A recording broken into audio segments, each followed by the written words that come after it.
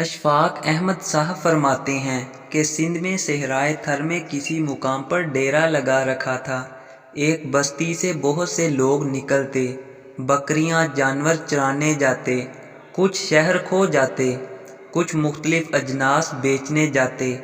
انہی لوگوں میں ایک نوعمر لڑکا 15-16 سال کا سر پر تربوز کا ٹوکرا رکھ کر نکلتا اور پیچھے پیچھے ایک ننھی سی بچی جس کی عمر 5-6 سال ہوگی وہ چلتی۔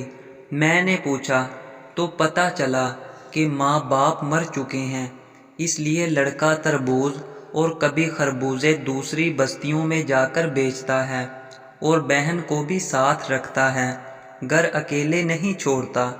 ایک دن صبح اشفاق صاحب نے اسے بلایا اور پوچھا کہ ایک بات تو بتاؤ، صبح تم جب جاتے ہو تو تمہاری بہن تمہارے پیچھے، جب واپس آتے ہو تب بھی یہ تمہارے پیچھے چلتی ہے، حالانکہ اسے تمہارے آگے تمہاری آنکھوں کے سامنے چلنا چاہیے، اس طرح یہ تمہارے دھیان میں رہے گی۔ اس پر اس لڑکے نے جو جواب دیا وہ جگر چھلنی کر گیا۔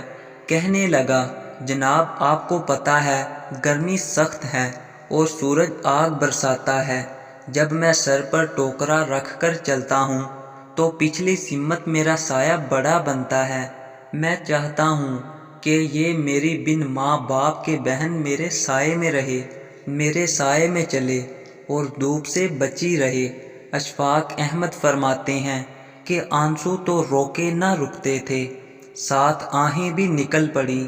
اس صحرائی بچے نے عبادت کی دھن، بہنوں کے حقوق، چھوٹوں پر شفقت، یتیم کی رکھوالی اور انسانیت سب کچھ ان 2 جملوں میں سمجھا دیا تھا۔